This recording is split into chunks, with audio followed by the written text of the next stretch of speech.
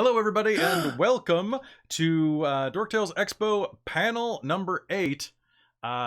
Games you should be playing right now. I'm really excited to be here. I'm Kelly. I am the dungeon master shaped entity that is here on Dork Tales pretty much constantly. And tonight we're going to talk about a bunch of games that you should be playing right now. Games that may or may not involve dragons or dungeons, but do involve fun and adventure and excitement and many other things.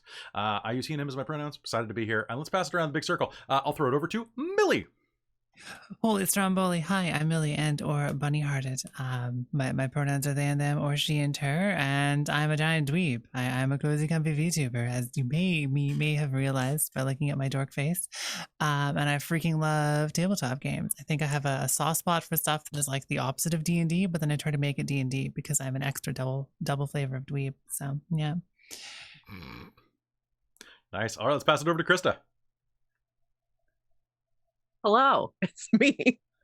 Cracking open a cold one. It's a Coca-Cola. It's not that exciting. Hi, I'm Krista. Not sponsored. Could be sponsored. By I'm Coke? Krista. Let's do it. Yeah, that would be a not by Nestle, sponsor. but yes, Coke, because Sure. I'm a hypocrite. Yeah, that's life. There's no ethical consumption under capitalism. Welcome to what this stream's going to be. I'm Krista. I use she, her, they, them pronouns. I'm very excited to talk about games that aren't D&D because I am vastly and quickly becoming a bigger fan of them, and I'm very excited to talk about them. Nice. All right, let's go down to Trezelta. Hi, I'm Trezelta. I use he, him pronouns, and super excited to be here because I get to learn about more games. Yeah, you're going to be our test case. You're our litmus test for what was it exciting. So the goal of this is to try to convince Traz to play this game with us. But Traz, you only get a limited number of games. How many games? I don't know. And you have to choose correctly too. If you choose incorrectly, we hit you with sticks. All of them. Fair. All right, and then Chris. Hi, I'm Chris. I'm not at Sylvester Slay's down there where it says that, but you should check that out because that's amazing. I go by he, him, or they pronouns, and I've been playing games for over 25 years, I think, by now. Time is a construct. Time is a construct, yeah. So I was introduced to D&D and Vampire the Masquerade when I was a preteen and teenager many moons ago, and have some experience with some other games, though most of the best ones are here with this crew. Nice. One sec. I'm just gonna open Photoshop and fix that real quick. There you go. You are no longer from there. All right. I fixed it. I'm a Dork Tales exclusive. Ooh. Yeah, there you go. Wow. That's a fancy way to say that. That's all pretty right, so swanky, actually. I didn't know. All right. So, folks, today we are going to talk about this. This is. No. Oh wait, no, we're not. None of that. None of it. No. Sorry, we're going to talk about all the other books I have next to me, as well as what everybody else brought. Dungeons and Dragons, great game. Fifth Ed, great game. Other editions are games too. Fourth edition's nice. Fourth edition has parts of it that are really good. The enemy design in Fourth Ed is great. Mm-hmm. And Pathfinder is just a really cool secret D&D. I love Pathfinder. Pathfinder is really good. It's a bit crunchy for me personally, but you know what? We are not here to kink shame your role playing habits. Okay. You know, I used to be a Pathfinder guy until you got me playing 5th edition. It's just so smooth. I miss Arcana Unearthed though, and I'm like the weird person that nobody knows Arcana Unearthed. So. I know Arcana Unearthed. Yeah, Don't worry. you do. I'm there with you. Yes. But no, 5th edition is a very smooth running version of D&D, and that's one of the great things about it. You can pick it up and you can modify it any way you want. Now, this is not about This is not about D&D. We're not saying D&D is bad. We're not. A lot of us, we love D&D. But there are other games that scratch other itches. If I want to eat like a taco, I don't go to a hot dog stand, right? Absolutely. That's a good way to put it. A taco is a ground beef delivery system. Okay? Yes. I don't eat that with a knife. Okay? Like, if you want certain things, like, for example, a horror game, you might not go with a game that has a leveling progression system that is designed to reward slow achievement and power growth. Yeah. Like levels. Levels are the antithesis of horror. Okay? That is my opinion. This could be wrong. Let's talk about games that we love. We can go around in a circle. Traz, you're going to be the arbiter of what's good, but I'm going to start off because it's my channel, and I'm going to say the first game that you should be playing. You should be playing a little game. Okay, yes, obviously. Obviously, Yes. Shocked. It's shocked, I right? know, yes. The smallest, most niche of incredible, amazing, life-changing role-playing games. Mage is amazing. So, Mage the Ascension. I think that when we talk about our games, we should get 30 seconds to talk about why you should play this game. And then if there are any follow-up questions, we can answer those. Mage is a game where you are playing someone who has the ability to change reality through their beliefs, and it is a game about things. No matter what you are doing something that affects the world. It is the game for idealists and people who want to rage against the machine. It is the game for people who want that Matrix vibe, and it is a game for people who want modern-day mysticism and deep human experiences. Boom. That's me. And really, really fun character drama. It's so good. Yes. It's so good. If you like that, we have Mage the Ascension, the Victorian Era, and Mage Breaking Tradition are available on our YouTube right now that we've ran. So hopefully you'll enjoy those. All right. Who has another game? Or, you know what? I can just pitch for you, Millie. I can be like, hey, Millie, tell us about I'm this. happy to randomly I was just going to say... let's do that one later. Let's do that one later. I was just going to say, it would be nice to hear... I know you've got a lot of books there, but I think that, especially because at least a few of us have all been gaming together for a long time, it would be nice to have everyone's interpretation on some of the ones that you present, and not just like the person presenting it talk about it. If that's cool with everyone else. Go for it, yeah. I think it even makes sense for us to go around and each present one, but then after each one's presented, have a chance to say what we think about it if we know about it. Like Mage, which is it's so cool, it's amazing. Y'all should try it. I played Mage like 2 sessions in like 2006. And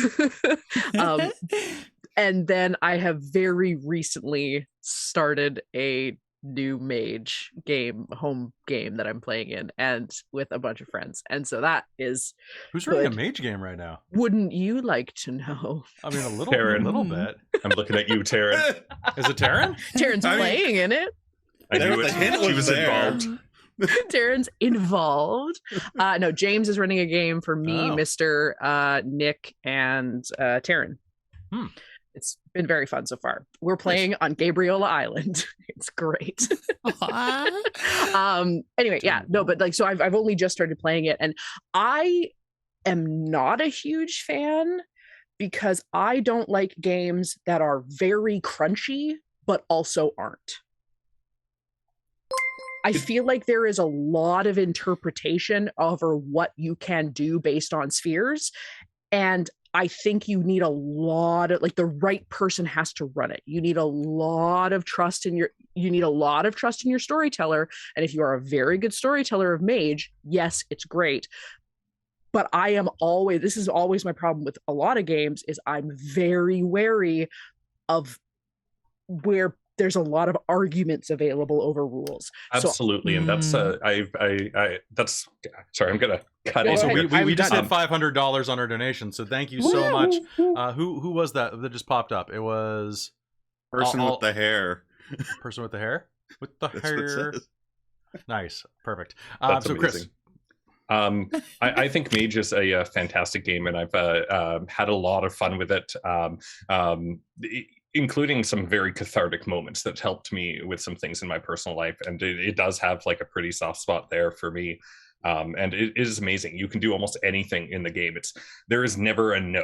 The answer is never a no. It's you need this to do it. The problem, I think, with Mage is that even within the same group of people, with different people running things, there are so many different interpretations of the rules and what you can do, which can lead to a lot of arguments. A big one that I particularly have with it is like, it seems like kind of a small thing, but like just interpretations on like the spheres and what they can do, and people being locked in and hyper focused on theirs and inflicting their Mage paradigm on magic to how everyone else, to the entire game when they're running it. And that can create a lot of conflict, I think, with the game, which can really bog things down.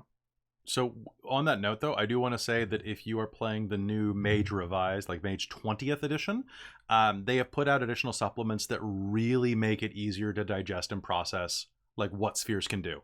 So Krista, if you want, I can show you the books that you can look at, like the 9 spheres, and there's things that break it down like really easily, so that you're like, oh, like this is what does this. Right, and they took that criticism and really ran with it in the new edition, which is fair, very nice. Not that everybody really, agrees really with it. good.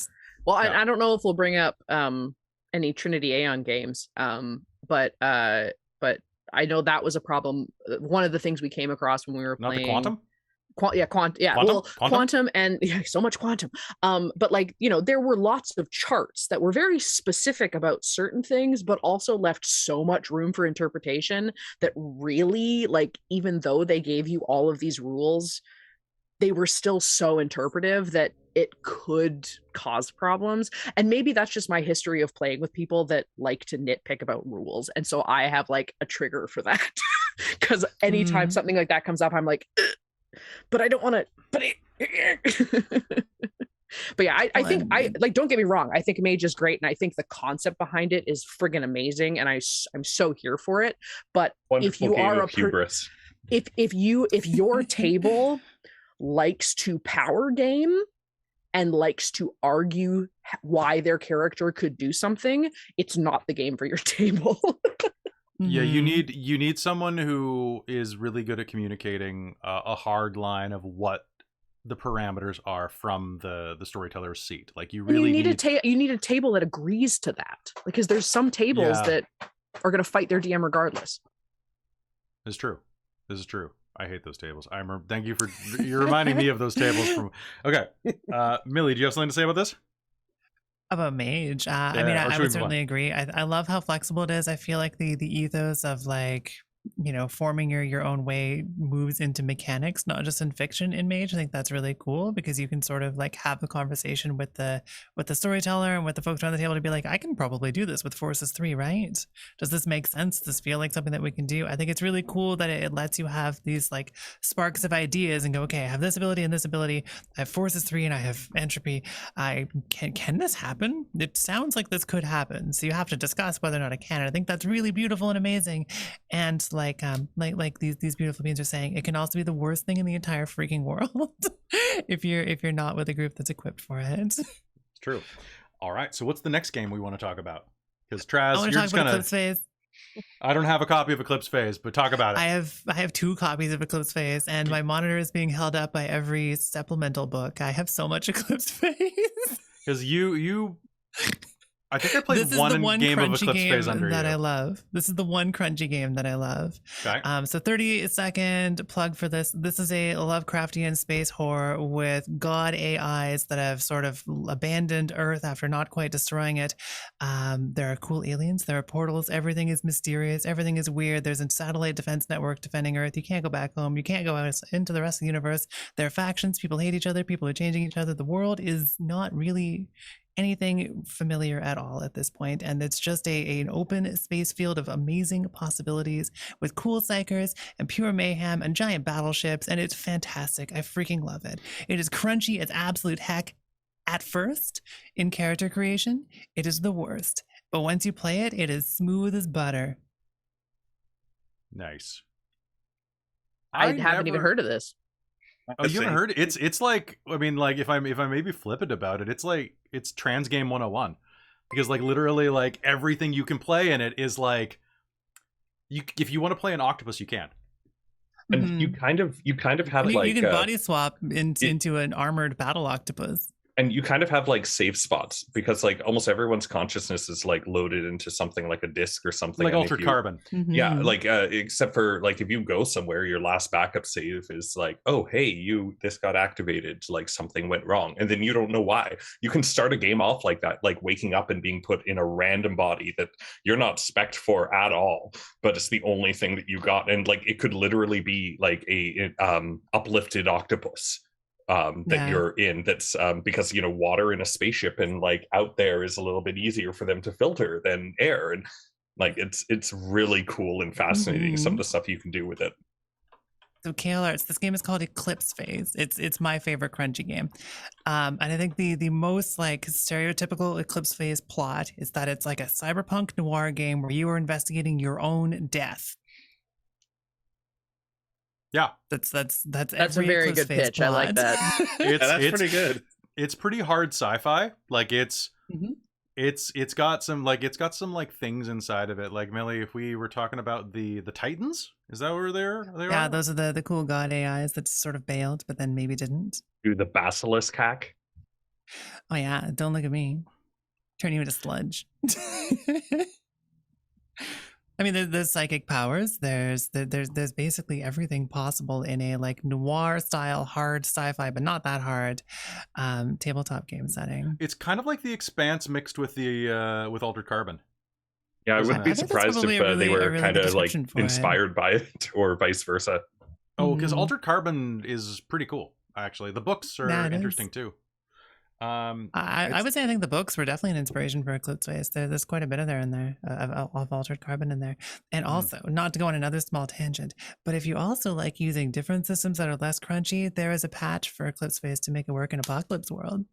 Oh, I might be interested in that because as much as I love the concept of Eclipse Phase, like I found I was just like, wow, like this is really crunchy. Yeah, amazing you setting. Like D100s and 100 stats. Yeah.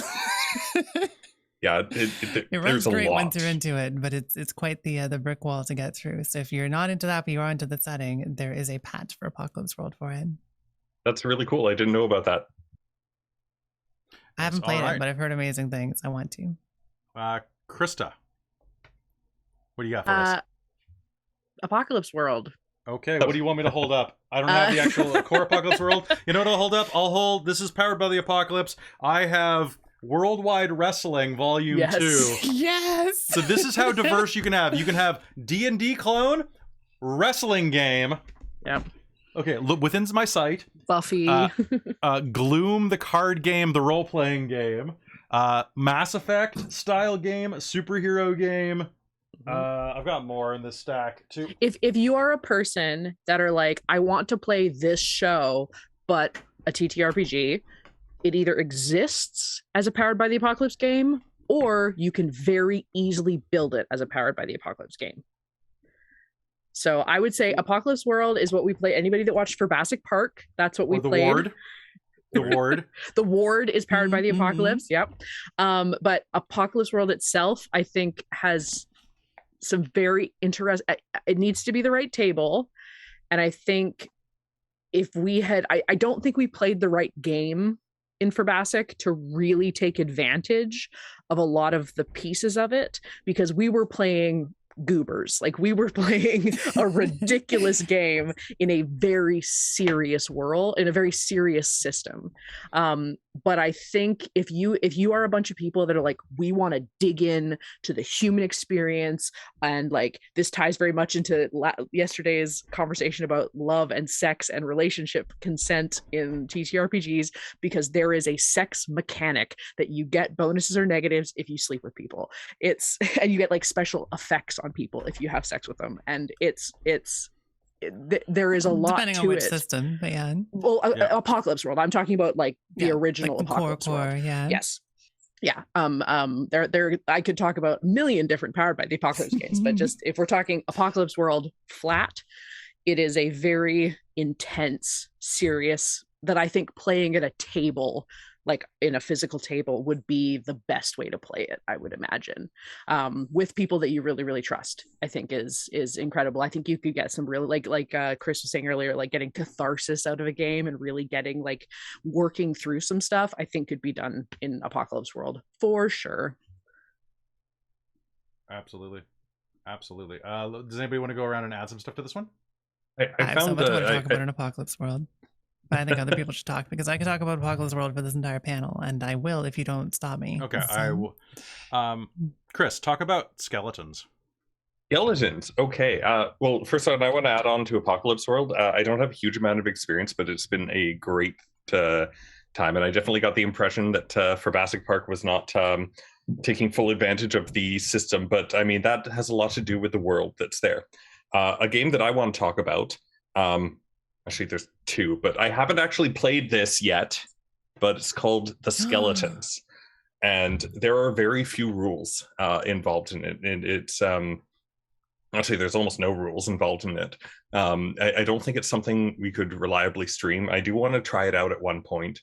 But the idea is, it's like The Skeletons, and it's by a game by Jason Morningstar, and you're kind of just, you are with everyone, you design a dungeon that has like a sarcophagus in it, and then everyone picks a sheet which is all just fluff behind like a different skeleton. Like maybe Kelly's the one with no head, maybe Trizulta's the like weird monster skeleton, maybe Krista's the one that's like in rusted chainmail, or Millie's the one with the big head because you got that little thing on there. And That's it's just my head. Skull.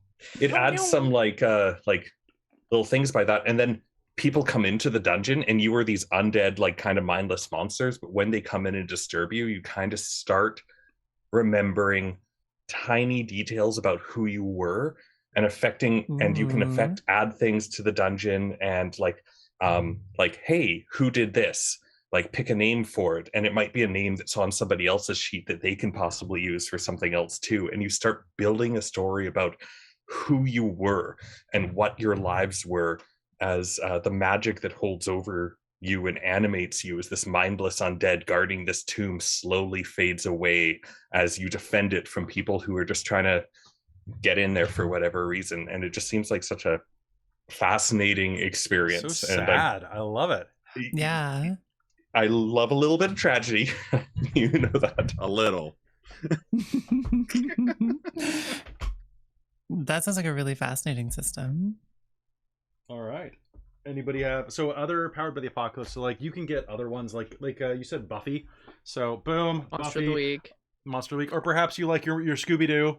Like this is all Powered by the Apocalypse stuff, guys. The best thing about Powered by the Apocalypse is that you can run it with the books, or probably with the dice that you have in your Pop-O-Matic Trouble or Sorry sets or something like that. It's just D6s usually. Yeah, exactly. For the most part. Some of them do have, like Dungeon World uses the D&Z set, but a lot of them are just D6s. I think I have a short version of the things I want to say about Apocalypse World. Okay. I've been pondering it this whole time. So sort of the core of Apocalypse World and all games based off of it are sort of using like the GM's agenda, right? So the idea of filling the player characters with like, their worlds, make it interesting and not boring. Playing to see what happens instead of going into it knowing everything ahead of time. And I think that shines through in so many of the different games. And some of them stand so strong in anything but a one-shot. And I think Dungeon World, which we may have to talk about more, is one of those. I don't think Dungeon World is good for a one-shot. I run into one-shots all the time, but that's not where it stands out. And Apocalypse World is very much the same. Sprawl is a Cyberpunk one, which is very much the same as well, because all of these systems have really incredible mechanics for generating an ongoing story that's like half the book, that's 50% of the gameplay, that takes away half your work as a storyteller, that build in what this faction does based on the player's actions. Everything is coming down to the players making choices. You as the storyteller are almost always reacting to them and asking them questions. An Apocalypse World game plays like a conversation, not like a traditional tabletop game. Because of that, because there's all these outside forces, it's so nice to run as a storyteller when it's not a one-shot, because you can sit down at the start of the game every week or every couple of weeks and you're like, oh, I've done my 15 minutes of prep and this faction's doing this thing and the goblin army is on the mountains. Now we have a game. Brilliant. Honestly, when I was running, and it fits so nice. Sorry, go ahead. No, I was gonna say, when I was running Apocalypse World, the games that I had like prep for were so much harder than the ones that I was like, I don't know what I'm doing this game, and sat down and was like, well, here we go. And that went so much smoother and so much better when it was really just going back and forth of, oh, you do this, okay, this is what happens. Yeah, absolutely. And I think honestly that's somewhere where it stumbles a little bit, is that if you want to tell a very specific story, you're going into an Apocalypse World game and you want to know what happens, that's probably not the system for you, because one of the core ethos is that even you as the storyteller are there to play to find out what happens. You can't know. If you know what happens, run D&D. Yeah, absolutely. Chris, I think you had your finger on your nose. You might have had an itch. No, I did. Some of my friends use that to be like, oh, like like, Remember. me next. I got an idea, Yeah. but like you kind of answered it already. That's why I took it down, and I realized I hadn't explained this to anyone. But on that note, I'm actually really curious what Trizalta gets out of playing games, like the things that he particularly enjoys, because I think between the other four of us, we have a lot of experience with some different games, and even not necessarily playing them, but like reading about them. I know there's so many games I've just been like, oh my god, this looks like such a cool game, like, and never played or touched, but just seems like what kind of concepts are you interested in playing, like outside of or even inside of D&D? Like what have been your experiences? Honestly, I like the story. Like for D&D, I love the fantasy setting, not necessarily the system itself. But I like Mage, and I've played a little bit of Hunter the Vigil and the Reckoning, where like the battle systems were better for that. But for me, I prefer I like story over anything. So okay, it may really be worth looking into more Powered by the Apocalypse systems then, because really Dungeon World's a fantastic one for this. Because one of the ways that I describe the core ethos, but it's not one in the list, is that I guess it kind of is depending on the one, but it's that the fiction are the mechanics, right? Like you don't necessarily have like a battle grid. You can use one if you really want to, but you probably shouldn't. Instead, you don't even have an initiative order in Dungeon World. You're talking through it as a conversation, and then everything is like a roll of the dice the player does, and then you respond based on that. You make moves, they make moves, etc., etc. The storyteller does not roll dice, Traz. You do for damage in Dungeon World, but that's it. But for most Powered by the Apocalypse games, like if you're rolling to I go and punch the monster, if you fail your roll, the monster bites you. Like the monster is assumed to have its own agency in that and defense, right? So you don't punch a dragon and get away clean. That's just not as you shouldn't. As you shouldn't, right? So unless you roll a super high roll, you're playing something like BESM. Oh yeah. I had someone talking to me about that at SoccerCon, and I was like, oh, God, I've never actually played that one. The anime-based game. So long ago, and I had no idea what was happening. Small mouth. Wait. Oh no! Is this play about us? All right, so I knew you'd get that one. Let's pass it back around the circle because we've only got an hour left, and I want to talk about a bunch of stuff. Okay. All right, so this has come up in the chat a bunch tonight. So Big Eyes Small Mouth is an anime-based role-playing game. It's not bad. I own it. I haven't played it in quite a while. Let's talk about. Or I'm gonna pitch. I'm gonna save that one for later. So one that is a little. Oh, I see the side. So yes.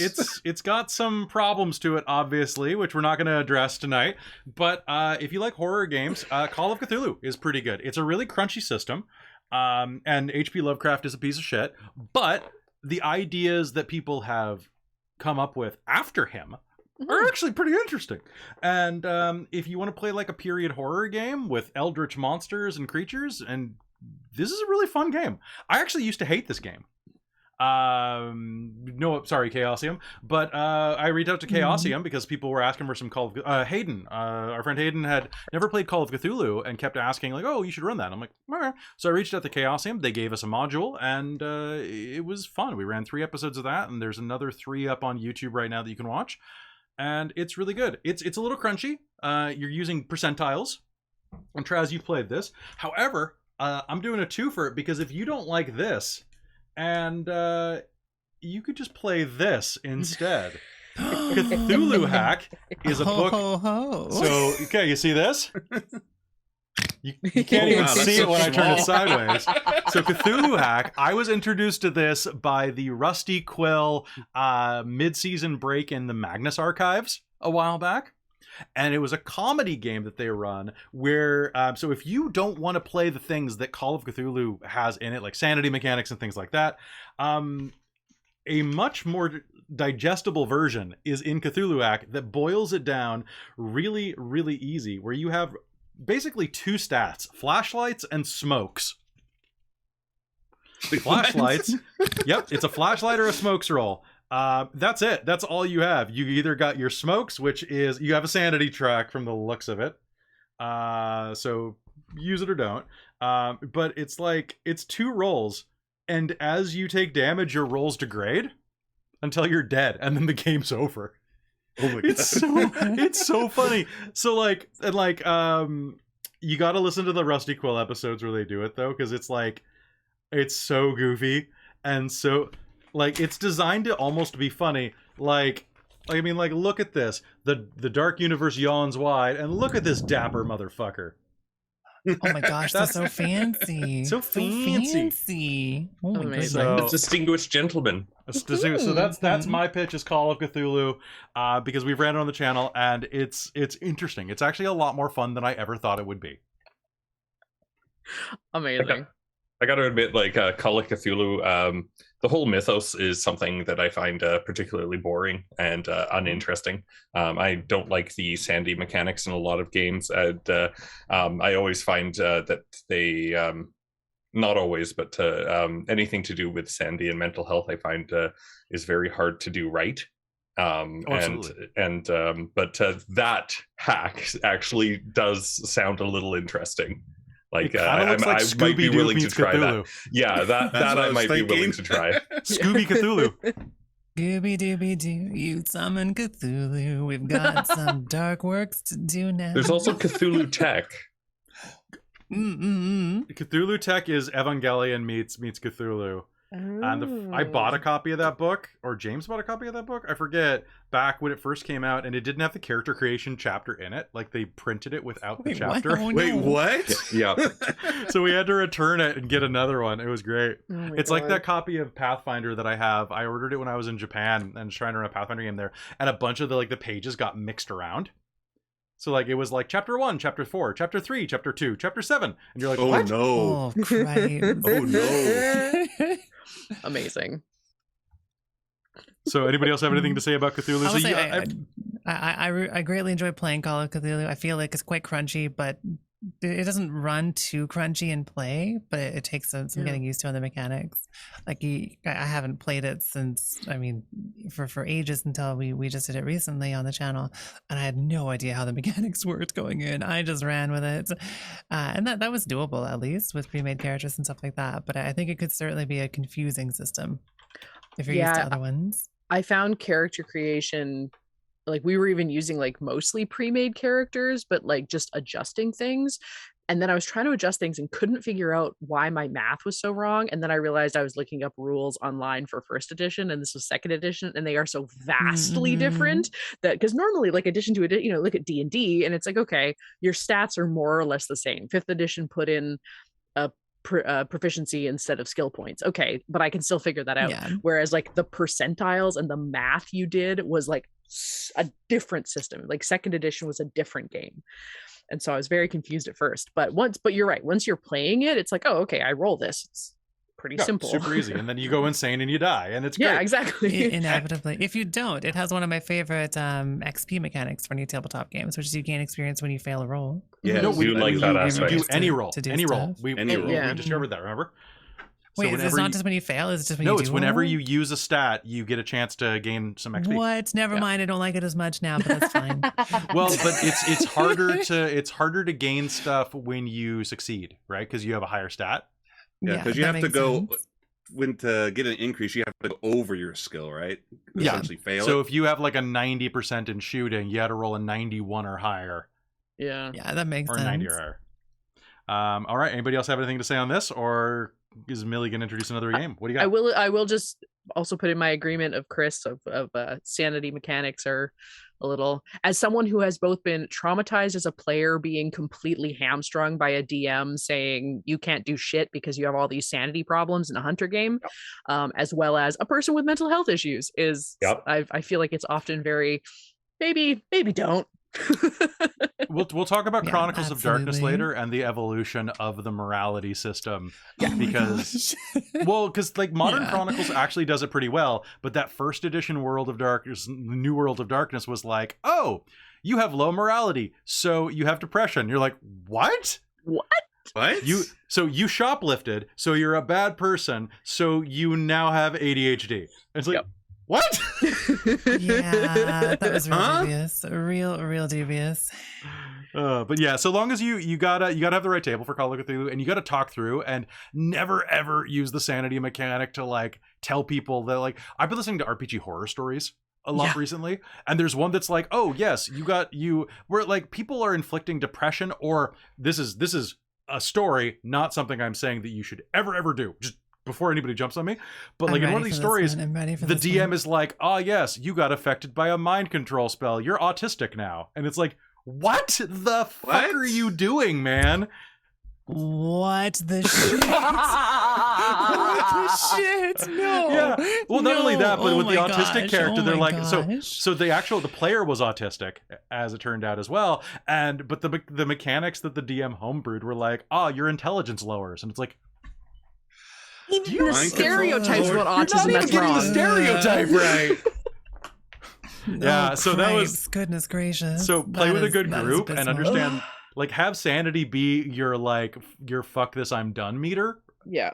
Or your checkout meter rather than your trauma index, rather than your if you play that type of game, rather than like how close you are to developing like I don't know, depression, bipolar, like.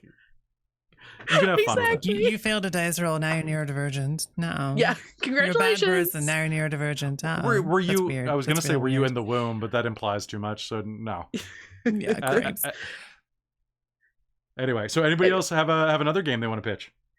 Boy, howdy do I ever. I actually want to respond to one from chat, because the next one in my list may make Wise very happy, because I want to talk about the Firebrands system, which is not just that one game that I ran with the mechs on it, but includes For the Honor and so many other amazing and super, super wonderful GM-less games. Such a weird game. I love it. There is a huge broad scope of games like this. They are very loosely powered by the apocalypse, but they are completely diceless. They are completely without a GM, although I find it's best if you have one person who's sort of in a facilitatory role still.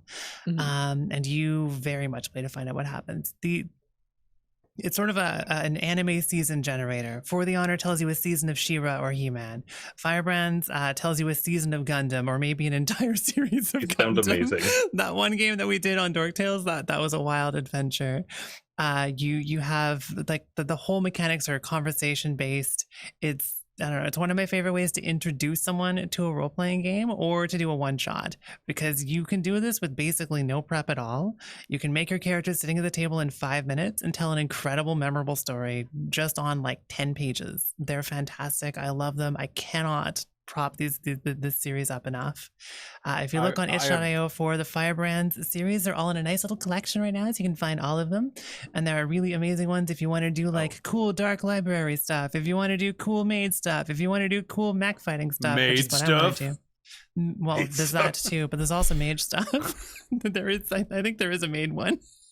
I don't remember if that one's Firebrands, but there is a maid cafe game. Maido. I can't say I'm surprised. Oh god, sounds interesting. I really enjoyed the game that we played. I think the concept of a GM-less game is very fun, especially for a me too.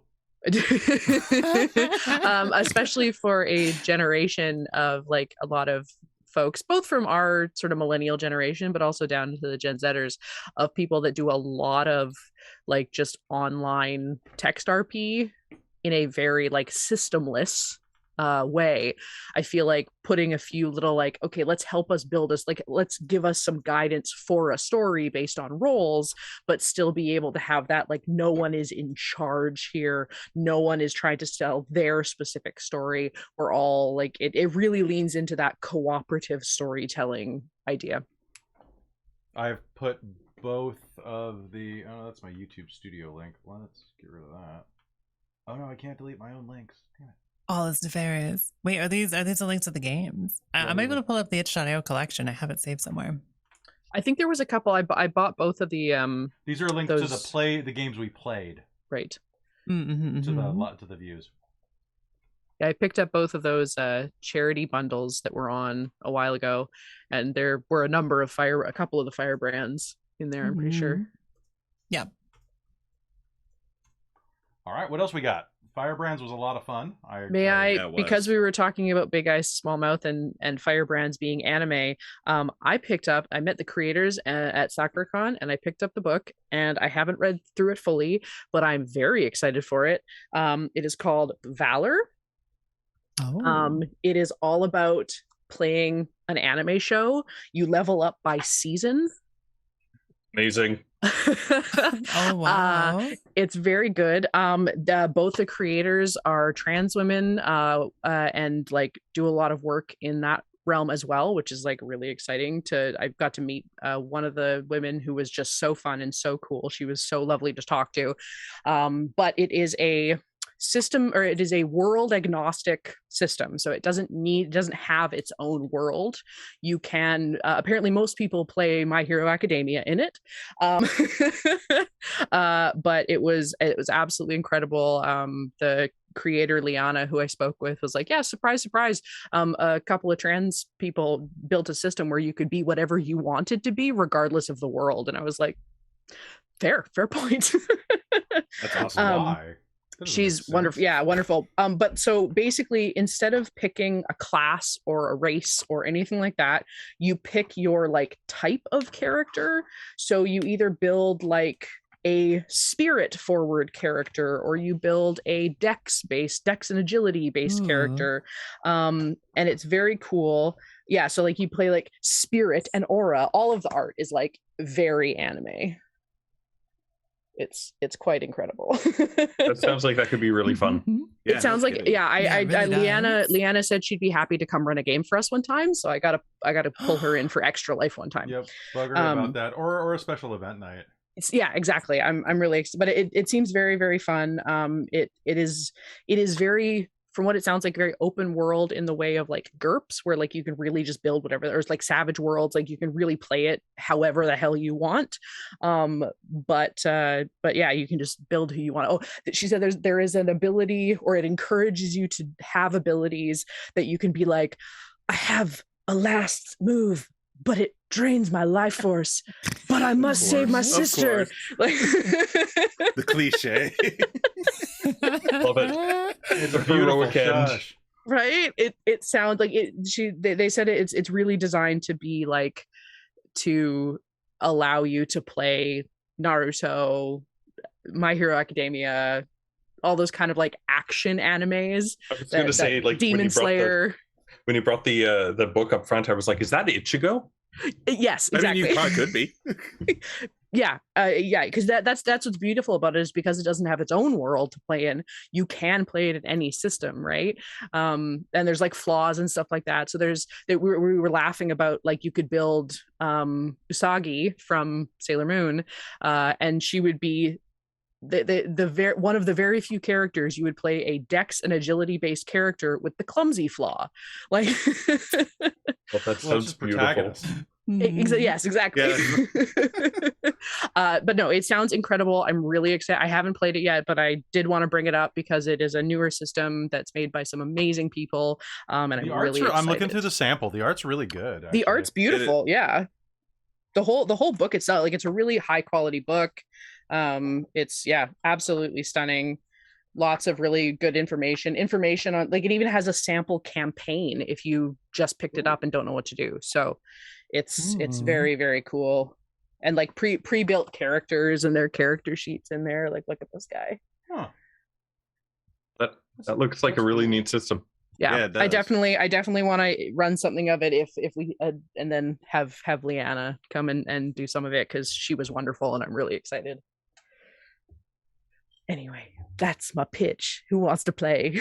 I'll play it. Oh my gosh, yes. Oh my Yes, gosh, yes. Yeah, exactly. You can play in it. Please. Yes. All right. So, Well, what other looks games like you got your team here. Yep. Done and done. Let's do it. Let's do it. Boku Fighto. My Japanese is way better than that. Come on, you know. That's why it's Fighto. Oh no. Robin also volunteers. There you go. Yeah. So many players. So many players. Who's next? Who's next? Tell me about a game. Chris, you got anything else? I do, but you haven't brought one up for a moment. Me? Yeah, well, I think we've all kind of going around. All right. I don't actually have a set name for it. I mean, we were talking about horror with Call of Cthulhu, and like I definitely like the personal horror vampire better. There, it's said. It's out of the way. But I've been really into a certain genre of games lately, or at least the idea behind them. And it was something that Krista actually kind of helped spark. And it was when she took that game, The Quiet Year, and turned it into a world building thing. Like the whole Furbomination world was an absolute crazy mess, but all of the players were super invested into it. And I love the idea of, and I've seen some systems where you just take a shit ton of dice, drop them on a table, create a landmass, and then you like go through like the early history of the world with the players, and like flesh out an entire campaign setting in like the first gaming session, and then like set it X number of years later, and then everyone's in there. They know some of the lore, they help design it, and they're so invested into it. And what Krista did with The Quiet Year, I don't know what The Quiet Year's actual gameplay is like, but what she did with it was amazing. It's similar. You just write it down and like it essentially. So the idea with The Quiet Year is like at the end of it, you're done. That's the only difference. The only difference was that like we were taking those pieces and then saying what happens after this.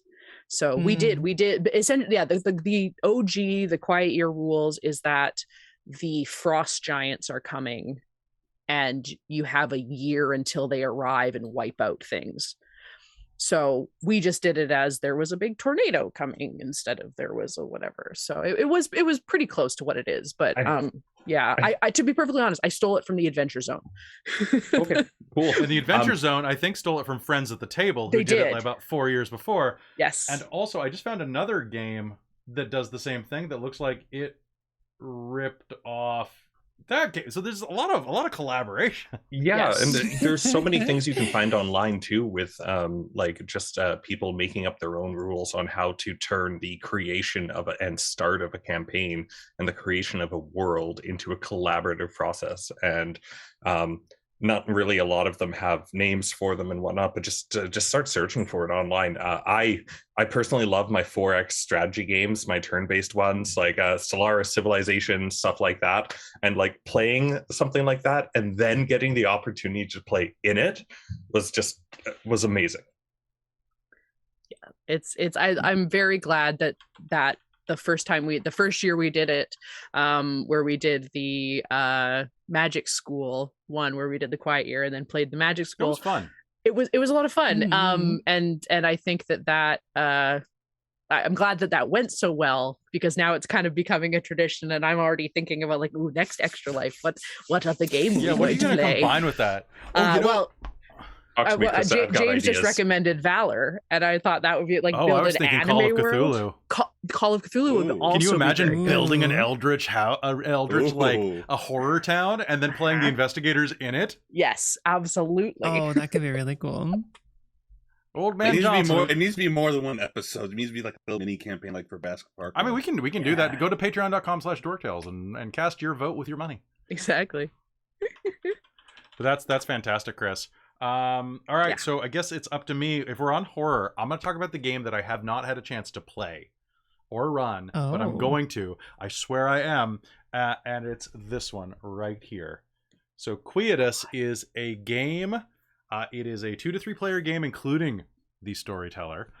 It's 1 to 2 hours, and it is a role-playing game of melancholy horror. Have any of you watched anything by...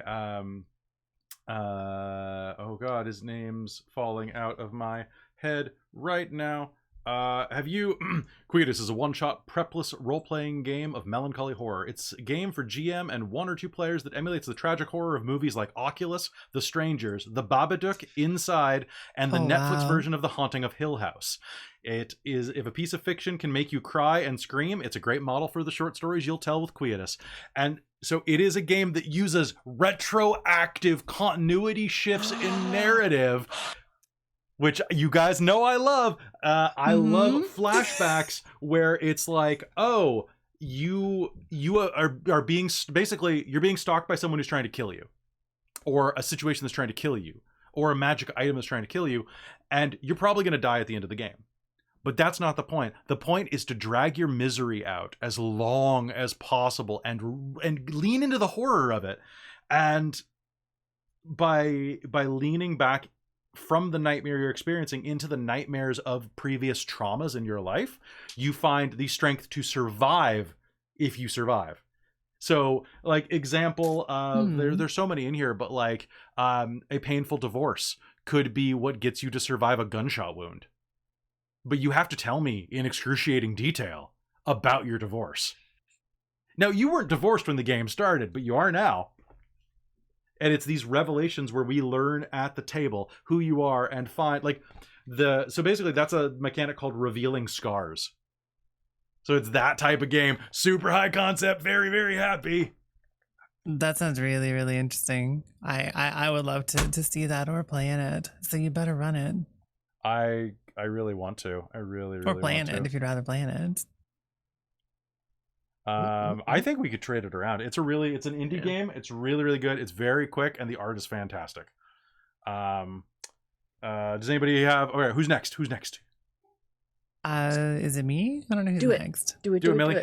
Do it. We have 30 minutes left. I was going to talk about something else, but I'm now inspired by what Chris was talking about for anime style games, because I have one in mind that's sort of based on another one I had in mind, which is more like a Studio Ghibli movie simulator, or maybe even Adventure Time. Is this or, the golden? Or stuff like that.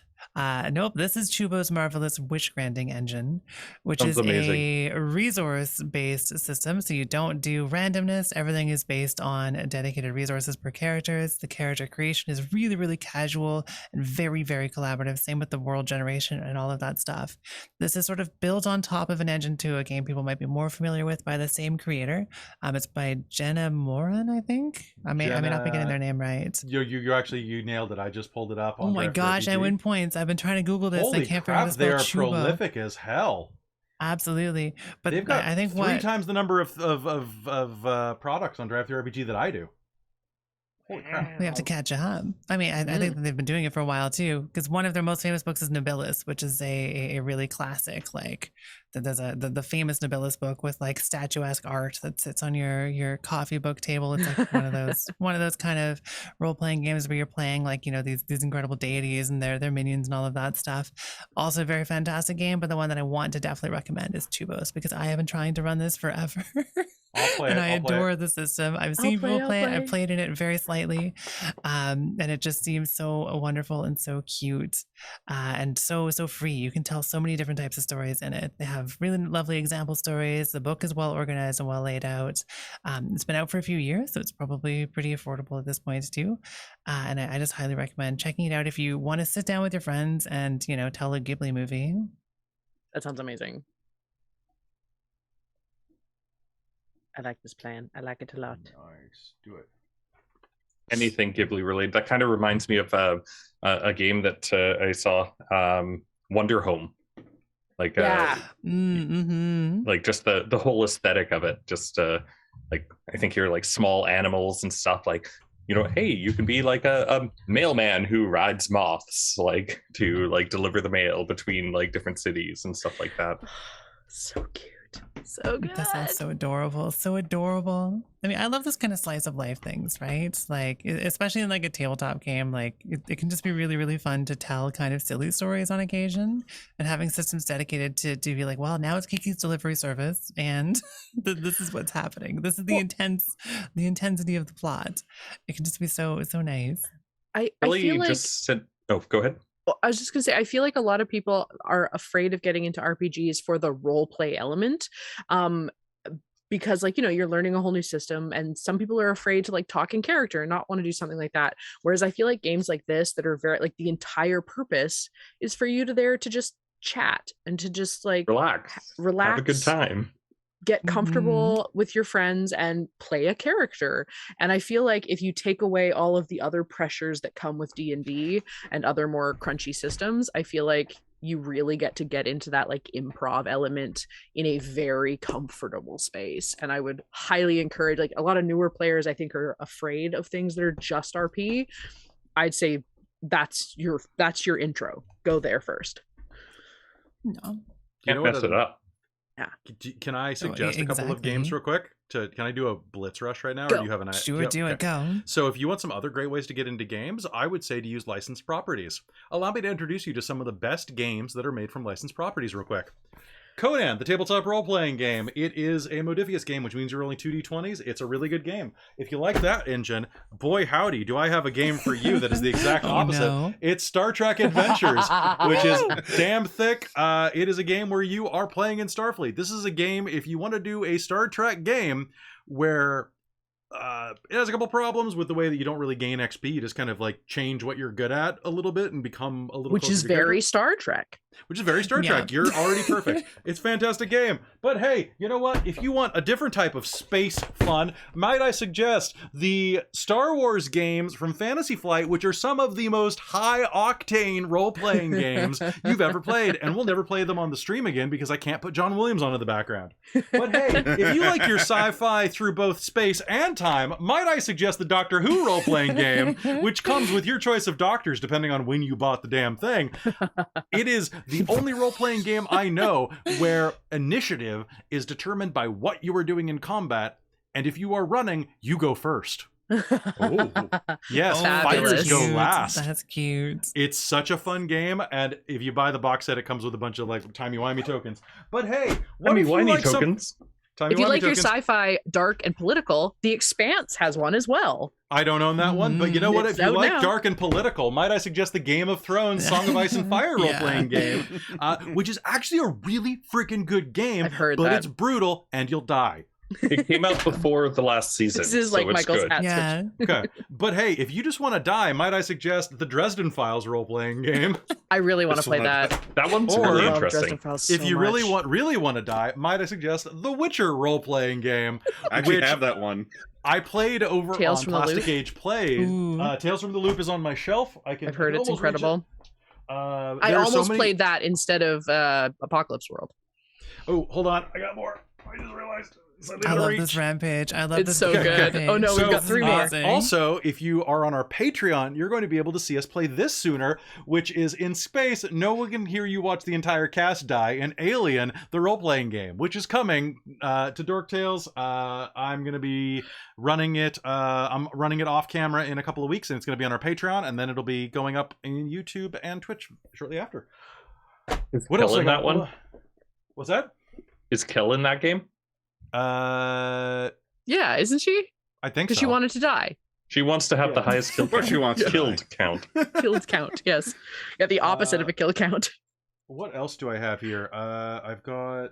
I think that's most of the. Oh, I've got Cyberpunk over there. Cyberpunk. If you want to play Cyberpunk without the bugs, it's that book.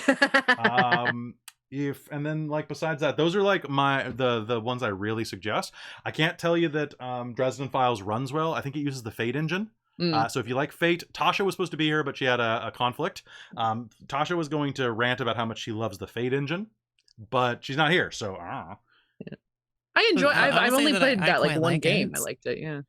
Yeah, So I typically prefer apocalypsey stuff, but I think it's just because that's what I'm more used to. Fate can do some really cool stuff. I played a Yeah. really, really amazing Lovecraftian game using Fate. So Bongmaster asked for another spaceman when everyone dies. You can play Starfinder, Yeah. which is Pathfinder in space. Mhm. But okay, so I'll pass it back. Did anybody? Okay, what else do we have? I mean, you knocked one off my list. We're not just talking about Star Trek anymore, but that's an amazing game, one of my favorites. And I love that you can do essentially you invent NPCs real time, and the other players play them in side scenes. So cool. So you're sort of free to go off on an away mission where your whole party doesn't have to go, and then the other players are playing, Ensign Stromboli, who we just invented and is now a recurring character. I have a very, very different game that is not really a TTRPG, but is an RPG. Ooh. It is a game called Together We Build Cathedrals. Together We Build Secret Cathedrals, I think. Hmm. I pulled it up. Hang on. because so it's essentially it's a 2-person game. Not Spectre Moose is on the loose. Not Hi Name, I'm Dad. Hi Name, I'm Dad. Right, here we go. Together we write private yes, the cathedrals. ultimate game. Exactly, yeah. Together we write private cathedrals. So it's a 2-person game that you write letters back and forth to each other. Yes. I've heard of this. Now I know the name. Yes, I heard it's incredible things about this. beautiful and stunning and amazing. Warning, there are naked butts on the front cover of the book. Not that it matters, but if you're a person that, if you're somewhere in public and you open this up and you see naked boy butts. That's my problem. I really want to play Cult. But it has multiple covers and some of them have a lot of gratuitous nudity on them. And you know that if I'm gonna pay for a book and I get the choice of having the perv version and the non-perv version, I'm buying the perv version. This one, it isn't pervy. It is a historical photo of 2 naked men from the back. But that doesn't mean you can't perv about it. This is true. Anywho, so the entire purpose of this is playing 2 queer people in love in history. And you roll to determine what you write. So you can write a letter that you are certain no one will see, so you can express your love as much as you like. This is a note that was left in a secret place that only your partner could find it, and you can be as open about your love as you want. There are some that might be a letter that you had to send through a courier, so maybe you need to be a little bit careful about what you say. Maybe you are writing a public poem. Maybe you are a poet and you are writing a poem about your love that's going to be published. So you got to be careful about the words you choose because you can't be completely honest. But you still want them to be able to pick up on it. Exactly. And then, or you write something else that, a censor burns your letter, a researcher ignores it, your family hides it in shame, complete your turn as you would normally, share it with your partner, then destroy that letter. This bit of your love does not become history. And then eventually you also have turns where you play like contemporary researchers reading into things and determining whether and they were roommates or if they were really lovers. And I desperately want to run this. My girlfriend has been doing a ton of research into Victorian naturalists so that we can play these characters. And then I want to take all of those letters, get a bunch of friends together and do a podcast where we read a letter and then have 2 researchers have a debate about it, or have a researcher do a podcast about a letter they found. And I think it would be a lot of fun. That sounds really cool. There's a vampire version of that as well. If you 1,000-year-old vampire. Yeah. With a few, like, if you want a little bit of supernatural romance there, that does exist too. So I'm in. Yeah, a lot of people, like, you can either do it, like, a lot of people play it single, like, on their own, where you just, like, every 100 years you write a letter about something and it's 100 years later, or you have a bunch of friends that show up every 100 years to hang out with each other, and that, oh, so good. I got a weird concept. Imagine you're playing the first game, Private Cathedrals, and that your partner is playing the vampire one. You could see what happens. Totally do that. Absolutely. This reminds me of a game I got through the big, either was the Ukraine or the Support Trans Kids thing on itch.io. And it's called 4 Sherlock Holmeses, but one of them is a vampire and also a Sherlock Holmes. Yes, they played that on Taz. It was so good. I want to play it so desperately. It looks so specifically good. biased towards loving this game quite a lot. Yes. For some reason. Remind me and I'll run it for Extra Life, oh okay? My God, yes. Oh my gosh, do it. Because that's another like GM-less game, right? Everyone just kind of plays. And you know, these games like that sound like a fantastic way to not only like interact with a partner, but to get into role play and like trying things out. It doesn't have to be a crunchy system, and D&D 5e is not a crunchy system at all. But you don't have to worry about like messing it up. You just have fun with it, and fun with a friend or a partner. Yeah. Well, and especially stuff like that, I feel like Traz can kind of speak to this as well, is that like not everybody has access to a large group of people to play D&D. I mean, a lot of people turn to Discords, right? Most of those DM horror stories I talk about are people who join Discord servers, like looking for groups. Mm-hmm. Absolutely. Who's got something else? Do you have one? This might be an unpopular opinion. A nonsensical side adventure thing, but I think Chris should go first. Go, Chris. Go, Chris. This might be an unpopular opinion. I'm not a fan of Shadowrun either. I don't know why. There's something about it that doesn't really just speak to me. And there was a game that I found once a long time ago, and only slightly got to play it once, and maybe misunderstood it a little bit. But it was very similar to Shadowrun, but a little bit more magic, and just seemed a lot more interesting. And it was called Alpha Omega. Absolutely beautiful book. It had a lot more detail I found about like Canada becoming a wasteland ruled by rogue AIs, and like you kind of had arcology cities like all over the place, and it was all caused by like a conjunction of like two warring planets that phased into dimension, which brought back like demons and angels, which were actually alien races from other things, but magical alien races. And the thing that I really liked about it is the magic system. And it felt very similar to Mage, but more structured. So you would pick like, and this is all from memory, so I'm probably getting this wrong, but you'd pick like, you know, I have fire magic, so I've got this much in fire, but then you would also pick like how you express it. So it wouldn't just be like if you wanted space magic, you could try and do teleporting by like combining your space magic with destruction, and I'm destroying the space between these 2 points. And so you did have a little bit of freedom to express how you could direct your magic, but it was still like you still had to do that and had a little bit more guidance rather than just like being thrown into a system and being like, yeah, you can do anything, like just as long as you've got the right spheres for it, and like without a lot of guidance there. And combine that with the system, I thought it was a really like high fantasy and high technology, and very similar to Shadowrun, but I found it infinitely more interesting. I'm gonna have to check that one out. That sounds interesting. Yeah, absolutely. I will say that I love Shadowrun until there are mechanics, and I hate all of the mechanics of Shadowrun. I like the setting quite a bit. I think there's fun stuff you can do with it, and this is somewhere where the sprawl could be talked about. But that's a Powered by the Apocalypse system. If you like Cyberpunk, you like Powered by the Apocalypse, check out the sprawl. It's amazing. But I think Shadowrun is such a cool setting, and it has a lot of interesting potential. But I hate playing Shadowrun. I feel like that's the downfall of a lot of games. I want to validate you on that one. I can't do it. Thank you. Most of the time I mention that, people are like, what are you talking about? It's amazing. And I'm like, just keep your mouth shut. People have never played Shadowrun. Like, that's the thing. They've heard about Shadowrun, or they've played the video game. Shadowrun. Because Shadowrun is a pain in the ass at times. Like, it's got, I don't know, exploding D6 engines are weird. I think if it's what you're used to and you're really into the crunch and you love to see how that stuff can influence the narrative, Shadowrun can be fantastic.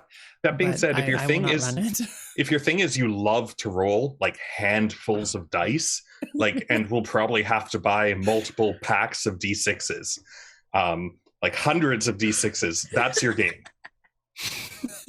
or tabletop 40K. Okay, someone already asked me about that. If you want to roll tons of dice, just play Exalted 3rd Edition. It's right here. I'll sell you my copy. Only been opened once. Like, it weighs... I can't run my game tonight because I just deleted my brain by dropping that on me. All right. Can I throw one more out? Before please. And I've got a bunch to throw out. I have one more quick I wouldn't mind throwing out too, but it can be a quick one. So Krista, Millie, and then I'll spam stuff. Go for it. Really quickly throw out Lasers and Feelings. Incredibly easy system, great for one shots. It is literally one page, not even double-sided. It is one page. Half the page is how your players play the game, and half the page is how to create a campaign. So that's it. There is one stat. It is along a bar of lasers and feelings, and it's incredible. We played it for our WAVOG games, and it was lots and lots of fun. If you are looking for a not crunchy, really quick thing to run for your friends one night, a bunch of your buddies are like, we should play a role-playing game. Download Lasers and Feelings. It's free. It's a PDF. It's incredible. That page also includes pictures. So it is. Yeah, it's seconded. Very I light. love that system. It's so good. Honey Heist and stuff is like that the too. little axes. It's really, it's neat. It's neat. I love it. It's like, do you have lasers? Do you have feelings? You have to so choose. good. You don't, but also. You can also be in the middle. Yeah. Millie, go ahead. Sure. So this is one that I've actually talked about quite a bit recently with Kelly, because I'm hoping to, at one point, once we get all of the kinks worked out, maybe run it on Dork Tales as much as you can run it. Is a system called Godsend, which I got through a previous itch.io bundle ages ago. I think it was a racial justice bundle. And I randomly opened it because I'm like, a tabletop system I've never even heard of before. It reminds me of Nobilis. Maybe I'll like it. Turns out I like it probably more than Nobilis, and I really like Nobilis. Sort of the central piece of it, and I love games that have like a physical component, so it probably works best on the tabletop, is a map. So you're drawing a map together with friends, but you're drawing like a fantastic mythical Greek mythos style map, and you're playing two characters. You were playing a god in the pantheon, and you were playing another player's god's champion, whether that be a chosen champion or an unchosen champion, and whether they get along or not. And you sort of go through in a very collaborative way, establishing events that impact the world in sets of ages, as the world eventually comes to an end over like a few hundred years. And the map changes as these ages continue. So you sort of have this like record scrawled in pencil and stuff on the table of this wild and fantastic story you've been telling about undead minotaur legions that one of the other champions raised, and that this champion dealt with, and it blew up this continent. And you just build this whole world that slowly crumbles to dust and then restarts. And there's a competition to be the god that survives. That sounds amazing. It is a phenomenal looking system, and I cannot wait to run it. I have been hyped to run this since I read it like 3 years ago. Oh, amazing. Like about that, like 2-ish years ago, a friend of mine that I like met through TikTok created this exact world, and we were all like we're outside of a system. They had no idea that this was a system. They probably don't. I should probably tell them, because we've been role playing exactly this. The book is really, really well done. It has mechanics, so it's not totally freeform. There are different like classes and structures and stuff like that. That's good. But you can create your fantastic like zombie minotaur behemoth. You can create your anime protagonist. You can create all sorts of things like that, and just like transform a world together. And you have this like grounding physical component to just tell the narrative as you go forwards, and then it all ends. Amazing. It's probably your fault. Probably. Yours specifically. Your deity sucks. How could you? I mean, fair. Fantastic. Probably. All right. You want to hear some more? Yeah. Rapid fire. Let's do it. All right. Okay. So, rapid fire. All right, Blades in the Dark is similar to Powered by the Apocalypse. It's a Forged in the Dark game. In this one, you are playing a crew of Victorian-era thieves, murderers, and other ne'er-do-wells doing heists. It's told, if you're using the actual setting and not running it in your world of your own, you're inside of a world where ghosts are everywhere, and you are inside of a foggy Victorian city that keeps the ghosts at bay with something called ghost lights, I think they are. They're basically like lanterns that keep ghosts from overrunning the city. And everybody here is awful. This is Loch Lamora, The Lies of Loch Lamora, the game. Absolutely. I really want to play it. Okay. Other games. I want to do Blades in the Dark for a moment. I literally flipped a coin to decide if I would talk about Blades in the Dark or Godsend. Blades in the Dark is freaking amazing. It has an incredible flashback system, so you get to do that leverage thing where it's like, aha, everything worked out amazingly because of this flashback to this thing you prepared. So it runs so smoothly. It's so much fun to play. Nice. I adore that game. If you like Thief, the video game, it is Thief, the video game. The role-playing game, the video game. The role-playing game, the video game. Okay, ready to keep going? Mm-hmm. Okay. Deadlands. If you like cowboys, Deadlands is run through presently Savage Worlds. It's a lot of fun. We have a game of it on the channel. I think it's got mechanically some problems, but if you want to play a game where you feel like a gunslinger, it is definitely a player-forward game. It's incredibly easy until your player dies suddenly. Like most movies. Like that kind of vibe of like when a character dies, it's like plot armor that dissolves in water suddenly. It's like it's ridiculous. Like it's not lethal until you're dead. What else do I have? Okay, other games that I have. Kel, you asked about this. This is from Free League as well. It's called Dresden. It's Nordic Horror. It is a horror game. Look at like the art design. It's so good with the warp pages. So Nordic Horror is kind of like the idea of like, oh, I don't know, dark forests and late Europe, probably late 19th century Europe, and land where the myths are real and things like this. This looks like a fantastic game to run. I'm really looking forward to doing it someday when I have some time. Also, there is a version of Blades in the Dark set in space called Scum and Villainy. I was considering running it for the channel, but it got usurped by something else. Okay, time for the Blitz now. If you like World of Darkness games, or at least Onyx Path games, might I suggest to you these two Story Path games, Aberrant and Scion. Aberrant, you are a superhero in a realistic setting. My favorite mechanic inside of this game is that when you use your superpowers, you generate something called collateral. When your collateral gets too big, buildings fall, people die forever because they're not superheroes, just you. You kill people by accident. Enjoy. You just created a registration act. And in Scion, which if I had to put these two games side by side, I love superheroes. I like mythology more. They're both great games. They're a little complicated to learn because they take the typical way that you look at systems in D&D or World of Darkness games and they invert them. You're using a scale mechanic because you're dealing with planetary scales where you can literally have someone wrestle the planet at higher levels. Scion is freaking fantastic. You're playing the Children of Gods.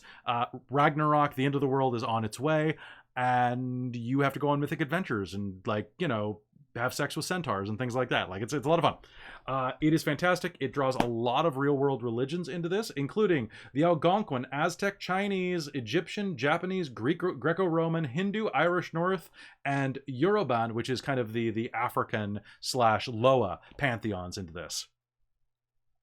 Yeah, you could definitely play a sick American Gods game in that. Absolutely. And if you're not watching American Gods season, at least season 1 for ideas, you're doing it wrong. Okay. Moving on, if you like the idea of playing gods, might I suggest City of Mist? It is a thick-ass game that, honestly, it doesn't need to be this thick because it literally is a modified Powered by the Apocalypse game where you are playing a pseudo-noir setting where there is a creeping mist that steals people's memories, and inside of this mist, you find that you, yes, you, are connected to a creature of some kind. It's kind of a being of some kind. For example, that you are actually, in reality, connected to the myth of Robin Hood. And by unleashing your inner power, it's a cross kind of between like Mage, Persona, and like Dark City, where it's like by drawing upon the myth that you represent, you can do things like shoot bullets in half with bullets if you are Robin Hood. Or maybe you're, you know, you're Xena Warrior Princess. Or maybe you are, Caitlin played the freaking Phantom of the Opera in the game we ran on this channel. She did. Caitlin did do that. And so she had an ability to let her like find trapdoors wherever she went to vanish from plain view, or no matter, she had a transport power where she could always swing in on a chandelier or a rope or something like that, like a stage rope. It's really interesting. My only problem with this game, it's a bit thick, and I wasn't used to Powered by the Apocalypse games when I ran it on the channel. Also, the Kickstarter took way too long for them to get out, and I kind of lost steam for it. But this is a great game, and if you're just getting into it now, you'll love it. Okay, almost done. You should play any Chronicles of Darkness game, particularly this one, because they are best friends. Wait, you misspelled changing the laws. Why? That's weird. I don't understand. Sorry, was that Vampire the Masquerade? Vampire the Masquerade? No, I have enough toilet paper in the room, Chris. Oh, Demon the Fallen. Wait, hang on. Demon the Fallen's fine. Demon's Fallen's fine. I actually was gonna find. I can't find my copy of Vampire 5th Edition. I was actually gonna point it out. So if you like vampires, it's not a bad place to start. It's not my favorite version of Vampire, but I'm not saying that it's bad by any stretch. Which immediately is going to get me crucified when this goes up on YouTube. Like, people are going to be like, "You don't like vampire." Like, I don't really love. I like the hunger mechanic. I like the hunger mechanic. I like Requiem better because vampires are sexy in Requiem, whereas in Masquerade they're walking corpses. I'm kind of with you on that one. Right? My vampires fuck, and they enjoy it, and it's consensual. And then, speaking of my vampires, fuck, I just killed Krista. Could someone clip that? Could someone clip me saying that, please? Could someone clip that and then bleep it out when I'm saying it? It wouldn't be a proper Dork Tales panel unless Krista died from laughing. Okay. This is the one that I talk about a lot on the channel. Brinkwood, The Blood of Tyrants. Okay. Here's the pitch. Drink the Rich. Oh, this game. Nice. Yes. Oh yeah. It's the game where blood is fused into currency, literally. Wow, this is a Marxist wet dream. And you are in a kingdom leading a revolt against vampiric nobles and the factory lords who rule it. Quick note: Dracula was a landowner because that was the vampire of the era. Now it would be Twitter Boy or someone like that, right? So this is a great game. You're playing a bunch of people who are trying to kill vampires and steal their blood and steal their powers. We love capitalism as the bad guy. It's a really cute idea. I backed the hell out of this. Krista, Thank you, Saul. You got a copy. Thank you. You got. I love that description. You got a picture. You got a copy of Lighthearted. Yeah, which is over yonder.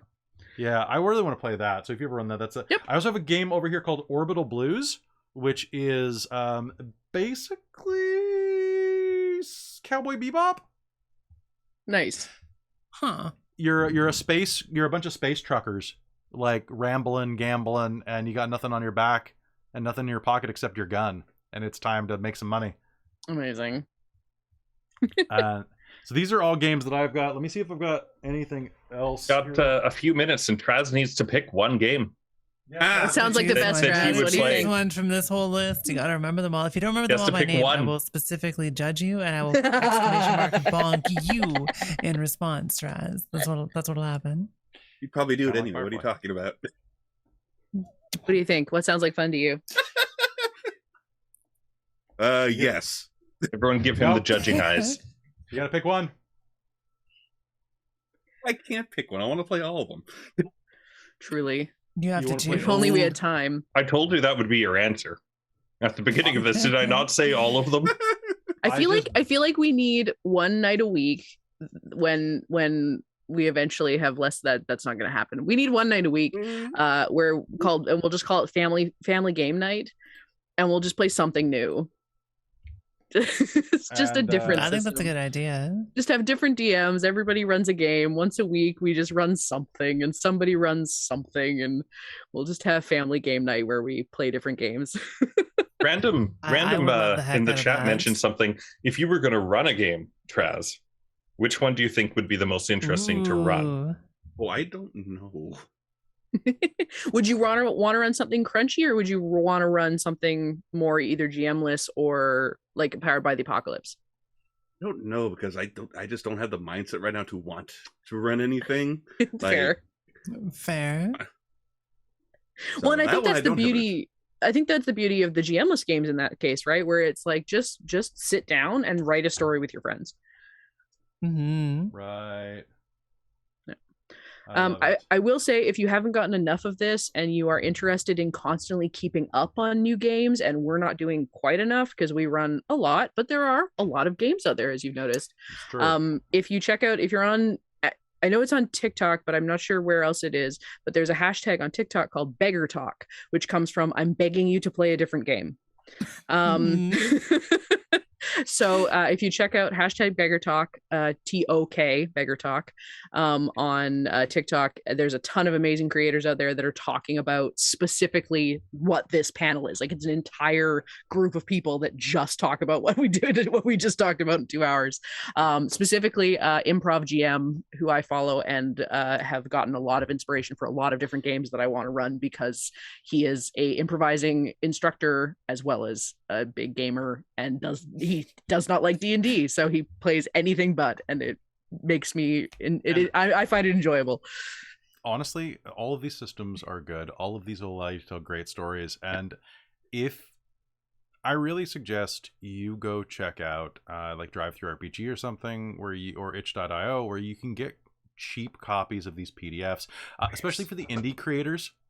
Pay for them. It's $5-10 usually, maybe $20, and for hours of entertainment from people who make a living doing this. So go get a book. It doesn't have to be a mass market paperback or anything like that. Go support I would the like artists. to show you guys from that. So those charity bundles that happened, I downloaded just one of them, every RPG that was in it, and this is currently my Google Drive folder of the games that exist. Yeah, itch.io has a great. Are those bundles still live? Is the Ukraine one still alive? I thought it might still be. The trans kids one was over before the Ukraine one, I think. Yeah, because it came out first. That was the $5 one. There's a lot of crossover though. There's a few that weren't, but I think the Ukraine has more. Screw it, like it was same. Right. Yeah, the Ukraine had more. The Ukraine also, if you're a video game creator, it also has a ton of video game creation elements. Lots of music. It has a lot of like right-free music also, that I need to pass on. Or you guys? Did you know that Paradox Interactive has made it so that you can create your own World of Darkness game or Vampire the Masquerade game? Oh right yeah. Now? You're allowed to make your own video game of it. You got to do profit share like through drive-through RPG style, but you can go do it. So get that package, make a vampire game. I guarantee you. Tell you what, if you make a good vampire game with a good script that isn't full of problem stuff, some of us from Dork Tales will voice characters for it. Totally. For percentages. Absolutely. For free Yes. with percentages maybe. Where Just it's like royalties, you break 100,000 on sales, we get a chunk. There you go. Or something like that. Like come Only talk if I to get us. to be the sleepiest We'll have our- tutorial in the world. Oh my god. There's That the sounds snoring. amazing. That's Sorry. That's exactly the joke I was setting up. Yes. What were you saying, Chris? Sorry, the snorator. we'll have our people talk to your people. Exactly. All right, speaking of our people talking to your people, we will talk to you in a little bit. I got to go get ready for the no prep game by not prepping and eating dinner. So y'all are lovely. We're going to go offline for about a half hour because I don't want to just leave the stream running on a beer at back screen. And, or should I? How many people do we have? That is your decision entirely. 50 as of right now that I can see. Are there boppy tunes you can play? We could vibe to boppy tunes. We might vibe to Boppy Tunes. All right, so folks, we're going to call it here. Let's go in quick reverse order. Say who you are, where you've been, where we can find you, starting with Trezelta. Hey, I'm Trez. Right now you can find me on Breck's channel whenever he gets back from his little trip in about 2-3 weeks. You'll be on more stuff. All right, Chris. Hi, I'm Chris. I'm here exclusively. In fact, I'll be here in about half an hour. Sounds great. Krista. Hi, I'm Krista. You can find me here mostly, but you can also find me on TikTok at ChahistafX. Just here a whole bunch. Nice. All right, Millie. I'm Professor Millie'sworth IV. Very fancy. I'm a dork-ass VTuber. You can find me at twitch.tv/bunnyhearted and here tomorrow a whole bunch for a couple of other beautiful panels about sci-fi, and I have so much to talk about sci-fi. My notes are too long, and gender and tabletop gaming. I'm really very excited. I'm excited for that one. That sounds good. I've stepped out of that. So if represent like my opinion, which is okay, I'll bring one of the various blorps with the mustache to be the mask. All right, sounds good. Sounds good. Yeah. You know, my opinion is that play whatever the hell you want that makes you comfortable and happy. Yeah. So, folks, that's it. Also, be sure to come back for the no prep game. I started writing down no prep game, but I realized that was technically prep. So I will. That went in the trash. I'm very happy. Well done. Oh my gosh. All right, so we're gonna be back in about 25 minutes. We're gonna go to be right back. So. We love you very much. And remember, if you enjoyed this panel and talking about these games, leave a tip. You can do that right now by clicking this linky-dink. Boop. There you go at Stream Elements. All right. Well, give us if a you're tip. sticking around for the no prep game, you might be able to influence it. You can do both. You can do both. So the no prep game, I don't have a menu for it because that would mean prepping.